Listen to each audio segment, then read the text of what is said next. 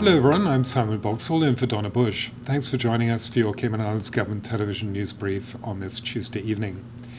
In our top story, World Mosquito Day is being observed today, 20th of August. Mosquito Research and Control Unit, MRCU, has been highlighting the relentless efforts that have gone into keeping mosquitoes low this year, thereby ensuring the safety and comfort of Cayman Islands residents and visitors. This year, MRCU is raising awareness of its scientific approach to control. All of our applications are based on science. We don't just go out and apply chemical. So we have a number of factors that we can use to help us make a decision. We have our light trap network, we have complaints from the public, and we have crews going out on a daily basis to survey and inspect for mosquitoes. Each day we'll look at a report of all the information coming in and then decide where and when to spray chemical. The Cayman Islands is home to about 20 different types of mosquitoes. While some prefer to bite birds or other animals, others, like Aedes aegypti mosquito, pose a risk to human health. MRCU is reminding the public that controlling the Aedes aegypti mosquito requires a community-wide effort.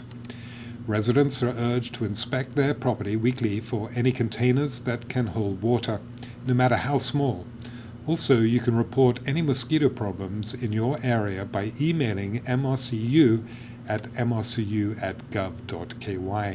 and provide details such as the time and location of heightened mosquito activity. This information can help the MRCU department gather vital data to carry out the appropriate treatments, including the efficient use of chemicals to efficiently and effectively reduce or eliminate mosquito bites. MRCU regularly shares updates on its activities on their Facebook and LinkedIn pages, keeping the public informed about ongoing efforts to control mosquito populations. The World Health Organization has declared Mpox a global emergency due to increased cases being found in select African countries. While the Cayman Islands does not have any cases of Mpox at this time, public health officials are sharing information to residents out of an abundance of caution. So Mpox, which is formerly known as monkeypox, is a rare viral disease which is caused by the Mpox virus. The Mpox virus is part of the orthopox virus genus. So this is a group of viruses which is similar to things like the smallpox virus. And in 2022, there has been an increase of transmission occurring in the Democratic Republic of Congo. So Mpox has been endemic there for a number of years. However, over the past 6 months, we've seen an increase of cases. And there have been at least 15,000 suspected cases reported and around 500 deaths. There's also been transmission that has spread into neighbouring countries. This includes Burundi, Rwanda, Kenya and Uganda. And over 100 cases have been reported from these countries as a collective. And these have never reported cases of Mpox in the past. Chief Nursing Officer Mrs. Felicia McLean spoke on the symptoms of Mpox and how it is transmitted.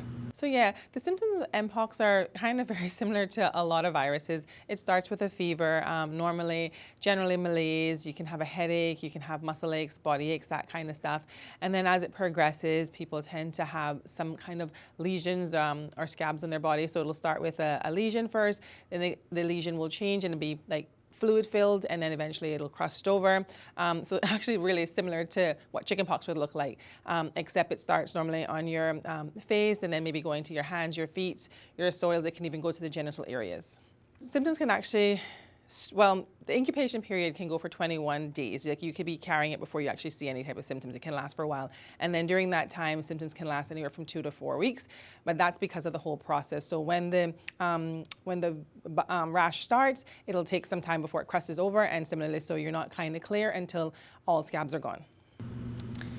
She assured the public that there are no cases of Mpox present in Cayman at this time, but gave advice should someone suspect they have been exposed to the virus.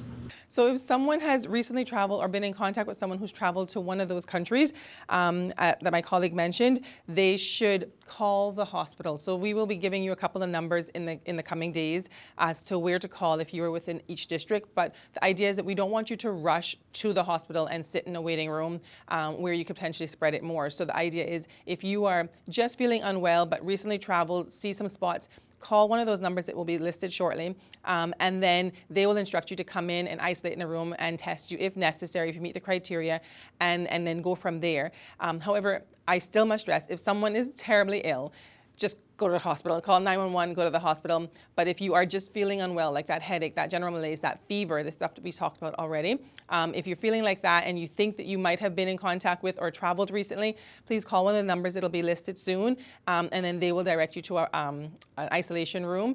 And we also ask you not to take public transportation, but to take a taxi or to call. That way we limit, again, the contact. We continue this evening with our feature on the winners of the Cayman Connections Making Waves Awards. Our spotlight is on Miss Ridhiima Kapoor for the Maples Group Financial Legal Professional Services Award. Ms. Kapoor is the Managing Associate at Ogier in Dubai and specializes in structuring, advice, fund formation, and digital asset funds.